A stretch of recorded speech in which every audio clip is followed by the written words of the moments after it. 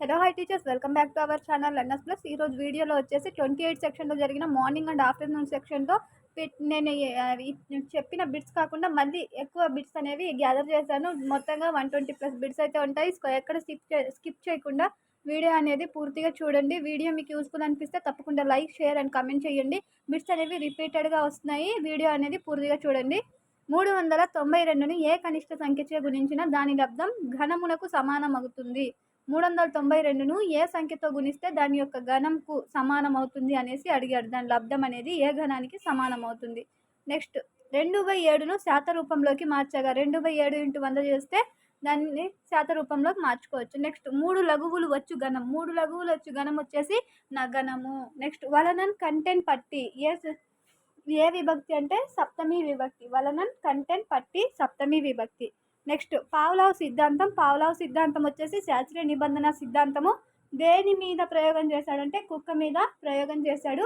ఇక్కడ మనకు last time లాలాజలం ఏంటి, అదేవిధంగా నిర్నిబంధిత ఉద్దీపన, నిర్నిబంధిత ప్రతిస్పందనల గురించి కూడా అడిగాడు. నెక్స్ట్ క్రింది వాణిలో అతి కష్టమైనది ఏది అంటే LSRW ఇచ్చి దాంట్లో అతి కష్టమైనది రైటింగ్. నెక్స్ట్ ఎలోన్కి సినోనిమ్స్ అడిగాడు, అంటే సేమ్ వచ్చేవి. డాట్లో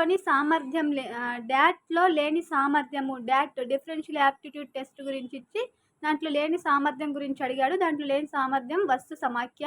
నెక్స్ట్ 15/35కు మరొక రూపం అనేసి అడిగాడు. సింప్లిఫై చేస్తే 3/7 వస్తుంది. నెక్స్ట్ బ్రూనర్ మరియు బండూరా సిద్ధాంతాలు సాంఘిక అభ్యసన సిద్ధాంతాలు. నెక్స్ట్ సింపుల్ ప్రెజెంట్ టెన్స్ గురించి ఒక క్వశ్చన్ అయితే అడిగాడు. నెక్స్ట్ లయాత్మకంగా వచ్చు అలంకారం ఏది అనేసి అడిగాడు. NEP 2020 గురించి ఒక క్వశ్చన్ అయితే అడిగాడు. నిర్దేశిక మంత్రణం గురించి కూడా క్వశ్చన్ అయితే అడిగాడు. నిర్దేశిక మంత్రణం ఎవరికి అవసరం అనేది, నిర్దేశిక మంత్రణం గురించి ఒక క్వశ్చన్ వచ్చి అడిగాడు. MOOC ఎవరు ఇంట్రొడ్యూస్ చేశారు, MOOCని ఎవరు ఇంట్రొడ్యూస్ చేశారు. ఈ MOOC అబ్రివేషన్ వచ్చేసి ఫస్ట్ సెక్షన్లో అడిగాడు. మళ్ళీ వచ్చేసి ఇప్పుడు ఎవరు ఇంట్రొడ్యూస్ చేశారని అడిగాడు. నెక్స్ట్ పియాజెట్ సంజ్ఞాత్మక వికాసం నుంచి ఒక క్వశ్చన్ అయితే వచ్చింది. చీర నానర్దాలు అడిగాడు. అబ్జర్వేషన్ డోమ్ కనుగొన్నది వచ్చేసి గెసెల్. ద్వి ఉపగమ పరిహార సంఘర్షణ గురించి కూడా అడిగారంట. సో అనుకూల బదలాయింపు అంటే ఒకసారి మనం నేర్చుకున్నది రెండో దాంట్లో హెల్ప్ అయ్యేది అనుకూల బదలాయింపు. నెక్స్ట్ పేపర్ పెన్సిల్ టెస్ట్ గురించి అడిగాడు. ఏ రకమైన పరీక్ష పేపర్ పెన్సిల్ టెస్ట్ అనేది. నెక్స్ట్ డైరెక్ట్ ఇండైరెక్ట్ స్పీచ్ గురించి ఒక క్వశ్చన్ ఇచ్చాడు. నెక్స్ట్ బహుపదుల్లో నుంచి ఒక సమీకరణం ఇచ్చి వాటన్నింటినీ సంకలనం చేయమని అడిగాడు. సంకలనం చేస్తే అంటే అన్నింటినీ ప్లస్ చేయాలి. నెక్స్ట్ m⁴ = 256 అని ఇచ్చేసి దాని ఇలా ఆన్సర్స్ అయితే ఇచ్చాడు. దాని ఆన్సర్ వచ్చేసి m² + 16 m+4 m-4 ఇలా సింప్లిఫై చేసుకోవాలి. m⁴ని m² రాసుకొని 16ని 16² ఇది ఏ ప్రకారం ఉందంటే a² - b² ఫార్ములాలో ఉంది. సో ఈ విధంగా సింప్లిఫై చేస్తే మనకు ఆన్సర్ అనేది m² + 16 m+4 m-4గా వస్తుంది. నెక్స్ట్ టంకా నాణెము. టంకా ఏ నాణెం అంటే వెండి నాణెము. బెహార్ మధ్యప్రదేశ్లో బెహార్ అంటే విస్థాపన వ్యవసాయం అనేసి అర్థము. నెక్స్ట్ కాంప్లెక్స్ మరియు కాంపౌండ్ సెంటెన్స్ గురించి అడిగాడు. కాంప్లెక్స్ సెంటెన్స్ అంటే ఏంటి అంటే ఒక మెయిన్ క్లాజ్ 3 సబార్డినేట్ క్లాజులు ఉండేది కాంప్లెక్స్ సెంటెన్స్ అవుతుంది. నెక్స్ట్ వచ్చేసి కాంపౌండ్ సెంటెన్స్ అంటే ఒక 2 మెయిన్ క్లాజులు ఉండేదాన్ని కాంపౌండ్ సెంటెన్స్ అనేసి అంటాము. నెక్స్ట్ ఇఫ్ క్లాజుల గురించి కూడా అడిగాడు. నెక్స్ట్ కాంక్ష వికృతి పదము. కాంక్షకి వికృతి పదం వచ్చేసి కాంచ. ఊష్మాలు ఏవి అనేసి అడిగాడు. ఊష్మాలు ఏవి అంటే సా సా షా హా. తర్వాత విషయాన్ని విశదీకరించే పలుకుబళ్ళు వేటిని అంటారు. విషయాన్ని విశదీకరించే పలుకుబళ్ళని జాతీయాలు అనేసి అంటే జాతీయాల మీద ఒక క్వశ్చన్ అడగడం జరిగింది. నెక్స్ట్ మానసిక చలనాత్మక రంగానికి చెందినది అనేసి అడిగాడంట.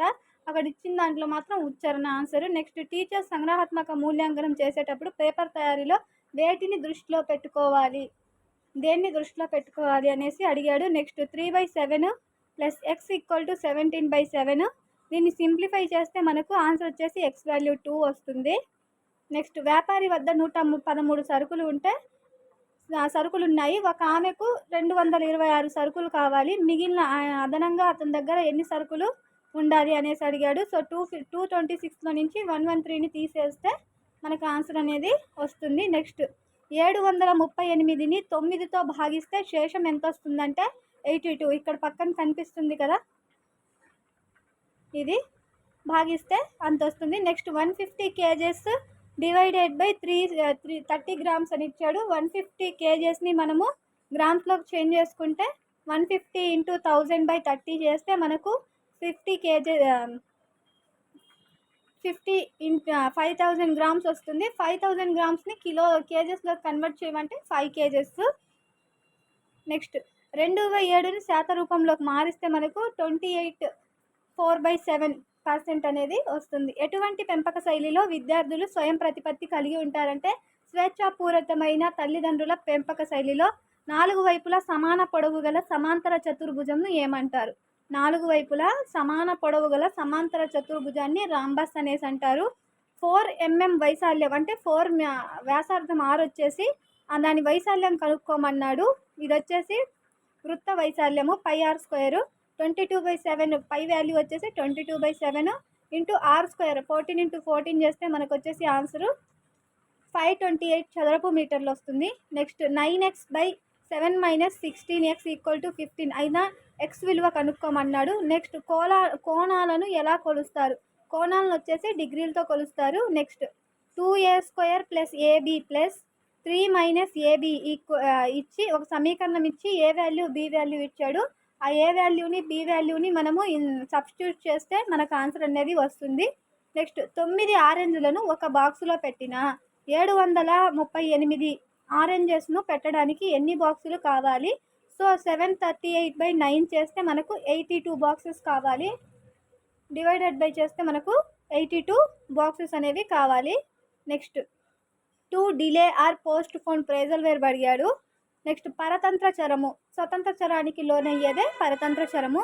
నెక్స్ట్ 3వ తరగతి హోంవర్క్ వారానికి ఎన్ని గంటలు ఉండాలి అనేసి అడిగాడు. 3వ తరగతి హోంవర్క్ వారానికి 2 గంటలు ఉండాలి. నెక్స్ట్ చర్యాత్మక పరిశోధనను అన్వయించింది ఎవరు? పాఠశాల ఒక సూక్ష్మ సమాజం అన్నది ఎవరు? నిర్వచనాల గురించి అడిగాడు. నెక్స్ట్ ప్రాథమిక విధులను తెలియజేసే ఆర్టికల్ గురించి అయితే అడిగాడు. ప్రాథమిక విధులను తెలియజేసే ఆర్టికల్ వచ్చేసి 51A. పార్లమెంట్ అనగా ఏది అంటే రాజ్యసభ, లోక్సభ, రాష్ట్రపతి ముగ్గురిని కలిపి పార్లమెంట్ అంటారు. నెక్స్ట్ గంగానది జన్మస్థలం అడిగాడు. గంగానది జన్మస్థలం వచ్చేసి హిమాలయాలు. అదేవిధంగా కృష్ణానది యొక్క ఉపనదుల గురించి అడిగాడు. నెక్స్ట్ చర్మం, ఊపిరితిత్తులు, శ్వాస అవయవాలుగా గల జీవి అక్కడ ఇచ్చిన ఆప్షన్స్లో అయితే కప్ప. నెక్స్ట్ పల్లవుల రాజధాని అడిగాడు. కాంచీపురము. అపారదర్శక వస్తువు తన గుండా నీడని ప్రవేశింప చేయని వస్తువు అపారదర్శక. నెక్స్ట్ ఖరీఫ్ పంట కాలం అడిగాడు. టైలర్లు వాడే పనిముట్ల గురించి అడగడం జరిగింది. అక్కడ ఇచ్చిన ఆప్షన్స్లో బాబిన్ ఉందంట. నెక్స్ట్ డైరెక్ట్ మెథడ్ మీద 2 బిట్స్ అయితే రావడం జరిగింది.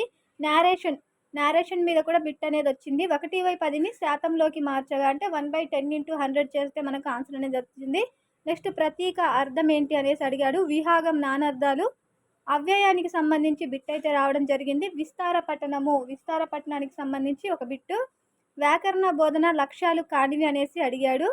నెక్స్ట్ సచార్ కమిటీ దేనికి సంబంధించింది అనేసి ఒక బిట్ అయితే రావడం జరిగింది. ప్రజాస్వామ్యం పుట్టిన దేశం ఏది అనేసి ఇచ్చాడు. ఆంధ్ర యొక్క కాశ్మీరు లంబసింగి. ఆత్మభావన ఏర్పడే దశ. నెక్స్ట్ మల్చింగ్, రామ్ డ్యామ్ అనున్నది దేన్ని సంరక్షణ చూస్తాయి. నెక్స్ట్ ఎరిక్ ఎరిక్సన్ 6 నుండి 12 సంవత్సరాల వయస్సు ఏ దశకు చెందింది అనేసి ఇచ్చాడు. ఎరిక్ ఎరిక్సన్ అనేది ప్రతి సెక్షన్లో రిపీట్ అవుతూ వస్తుంది. సో ఇది ఒకసారి ఎరిక్ ఎరిక్సన్ చూసుకోండి. చాలా బిట్స్ అయితే మనకు రిపీట్ అయ్యి వచ్చాయి 4 సెక్షన్లలో. నెక్స్ట్ శాబ్దిక పరీక్షకు ప్రజ్ఞా పరీక్ష కింద నేను చెప్పాను కదా, పేపర్ పెన్సిల్ టెస్ట్ అలా ఇచ్చి శాబ్దిక పరీక్ష ప్రజ్ఞా పరీక్ష ఏదనేసి. నెక్స్ట్ అవసరాల అనుక్రమానిక సిద్ధాంతం గురించి అయితే ఇచ్చాడు. నెక్స్ట్ సామాన్యీకరణ సిద్ధాంతం గురించి ఇచ్చాడు. అనిర్దేశక మంత్రణానికి మరో పేరు సహాయ నిర్దేశిక మంత్రణం అనేసి అంటారు. కార్యసాధక నిబంధనానికి మరో పేరు. నెక్స్ట్ క్యుమ్యులేటివ్ రేటింగ్ స్కేలు ఎవరంటే గట్మన్ను. నెక్స్ట్ మూర్ధన్యాల గురించి ఒక బిట్ అయితే ఇచ్చాడు. నెక్స్ట్ 3 లఘువుల గల గణము నగనం అని. నెక్స్ట్ డిస్లెక్సియా గురించి ఇచ్చాడు. డిస్లెక్సియా అనేది పఠన సంబంధ వైకల్యము. ఎన్నాయిడ్కి సినోనిమ్స్ అడిగాడు. ఎన్నాయిడ్కి సినోనిమ్స్. నెక్స్ట్ ఒక త్రిభుజం 3 కొలతలు ఇచ్చి దాని యొక్క చుట్టుకొలత కనుక్కోమన్నాడు. 3ని యాడ్ చేస్తే చుట్టుకొలతకి 21 సెంటీమీటర్స్ అవుతుంది. ఒక హల్లుకు వేరొక హల్లు ఒత్తుగా వచ్చి చేరితే అది ఏ అక్షరం అవుతుందన్నాడు. అదొచ్చేసి సంయుక్తాక్షరం అవుతుంది. ఒక సంవత్సరం పాఠశాల యొక్క పని దినాలు లాస్ట్ కూడా రిపీట్ అయ్యింది. అక్కడ మనకు పని దినాలు అడగలేదు, ఎన్ని గంటలు అనేసి అడిగాడు. ఇక్కడ వచ్చేసి పని దినాలు అంటున్నాడు 220 అవర్స్. నెక్స్ట్ ప్రజ్ఞాస్వరూప సిద్ధాంతం గురించి అడిగాడు. ప్రజ్ఞాస్వరూప సిద్ధాంతం వచ్చేసి గిల్ఫర్డ్. నెక్స్ట్ వచ్చేసి ఎన్ఈపి 2020 గురించి అయితే క్వశ్చన్ అడగడం జరిగింది.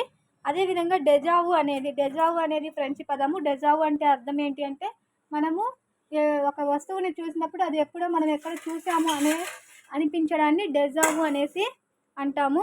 నెక్స్ట్ ముక్కుతో పలికే అక్షరాల గురించి ఇచ్చాడు. అనునాసికాలు. నాగార్జున సాగర్ యొక్క ఎడమ కాలువ వచ్చేసి కాలువని ఏమంటారు అన్నాడు. లాల్ బహదూర్ శాస్త్రి కాలువ. ఇవి ఇంకా బిట్స్ ఉన్నాయి. సో నాకు టైం లేదు చెప్పడానికి. వీలైతే నేను ఈరోజు సెక్షన్లో జరిగే బిట్స్లో వాటిని యాడ్ చేస్తాను. ఎవరు కింద కామెంట్ అయితే పెట్టకండి ఈరోజు ఈ బిట్లు రాలేదనేసి. ఇప్పుడు ఏదైనా మిగిలింటే బిట్స్ అవి మా ఆఫ్టర్నూన్ సెక్షన్లో లాస్ట్లో యాడ్ చేస్తాను. ఓకేనా? Thank you for watching.